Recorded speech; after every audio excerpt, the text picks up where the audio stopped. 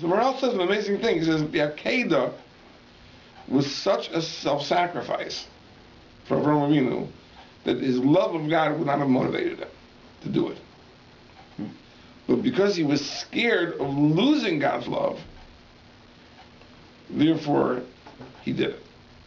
So it was a function of Yiras Hashem, fear of God, that was rooted in love.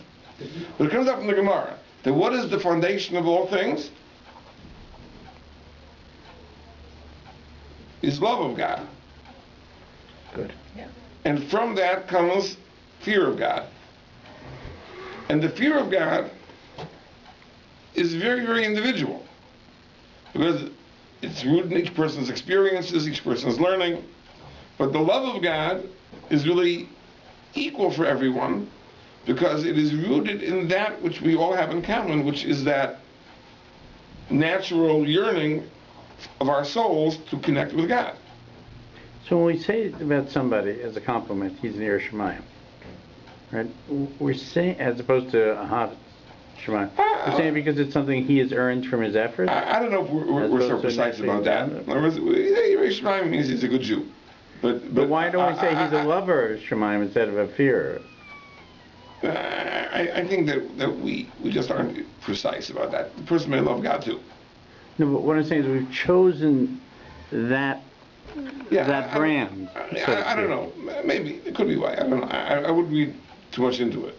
But aren't what you're saying is that Ahava Shemayim, the love of God, is something that we're granted, and Yer Shemayim is something that we have to perfect and work right. at.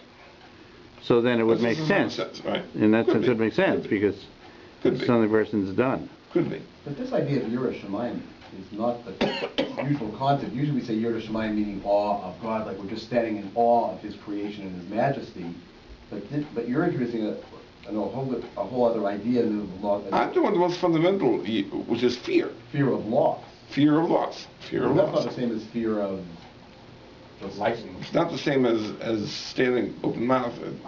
His greatness, but it's something which is much more, I think, powerful in terms of being a motivation to action.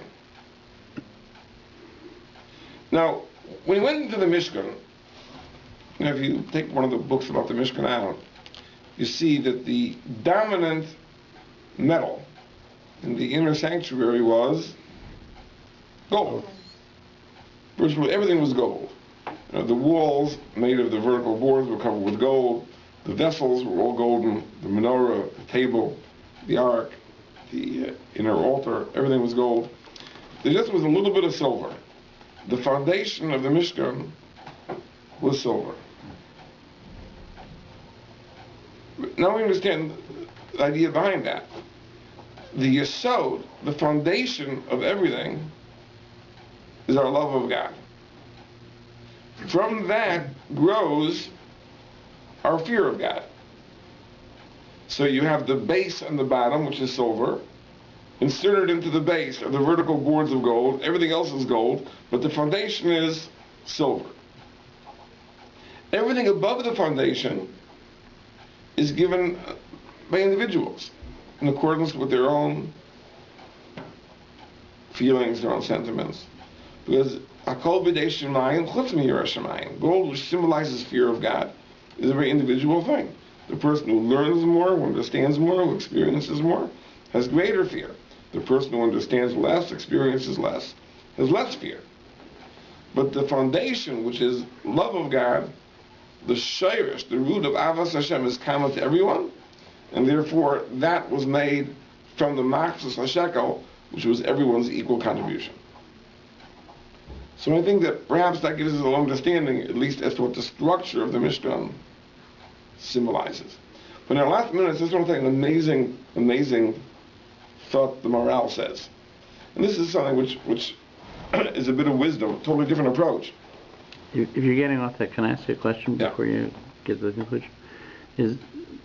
This is very reminiscent of what we talked about before in terms of milk and meat. In the sense of the separation of them, and one is chesed and one is gur, but that we think of the the meat, in a sense, as the derivative of the former. We're talking more of God's attributes there. Here we're talking really of our avoda, the way we serve God, which is a different subject. I see. But I think one last thing, Morel says about the three contributions. He says like this. He says that the reason there were three contributions is because in the aftermath of the sin of the golden calf, Jews needed three atonements. They needed an atonement for their bodies, because they sinned with their bodies. They needed an atonement for their souls, because they sinned with their souls. And they needed an atonement for their money, because they used their money to make the ego. So morale is like this. A body, everybody has a body.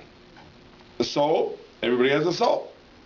So therefore, everyone gives a half shekel. And that's why it's a half shekel, by the way. Because your body really is only half of your person. Your soul is the other half. So you give two half shekalim. One atones for the body, the other atones for the soul. But now you need atonement for the money. And everyone has a different amount of money. So therefore, everyone gives a different amount for the Mishkan. And that's an atonement for the money. That's what the morale says. Very, very beautiful. But the morale asks the question on himself. He says, if the purpose of the gift is to atone for your money, so it shouldn't be voluntary. It should be a percentage. The person who has more money needs a bigger atonement. The person who has less money needs a lesser atonement. Because why does it become voluntary? So the morale says something which is so insightful. He says like this. If you want to measure how rich a person is, it's not a question of how much he has. It's how much he thinks he has. Because if a person has an amount of money, but he's fearful to spend it, because he's scared that he's not going to have enough for a rainy day, then what does he really have? He really has nothing. As we talk about right now the financial meltdown that America is experiencing. I do.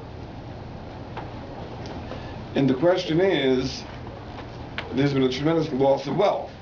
You know, the stock prices have gone down. You know, the Dow Jones average today closed 7,100 and something. You know, down from 10,000. So there's been a tremendous loss of wealth. But there's been a loss of wealth in another sense. In other words, because people lack confidence, they're not willing to spend money. So they really are much poorer than their balance sheets would indicate. If you have $1 million, but you're scared to spend a nickel, then you don't have a nickel. Right? A person who's willing to give more has more. A person who's willing to give less really has less. It's not the millionaire who's not willing to give has more, but he's not willing to give. And the poor man that is willing to give has less, but he's willing to give. The person who's willing to give has more than the person who's not willing to give.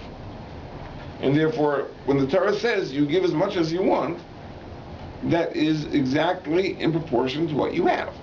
The person who wants to give more has more. The person who wants to give less really has less. That's a tremendous thing to think about. Remember that your wealth is not measured by what you have in the bank, but it's measured by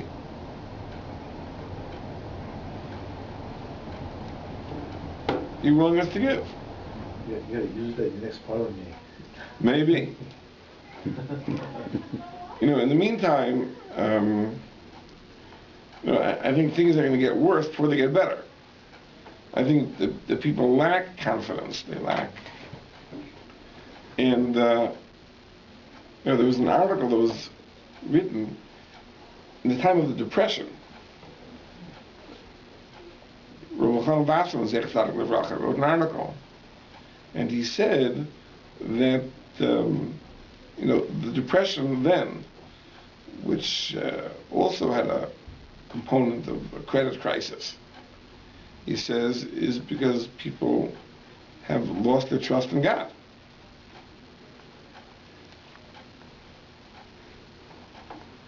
And therefore they feel that their salvation is their money, and therefore they're scared to spend it, scared to lend it. I don't know, it's something to think about. But hey, hopefully by next week it should be all solved. Okay, let us hold here.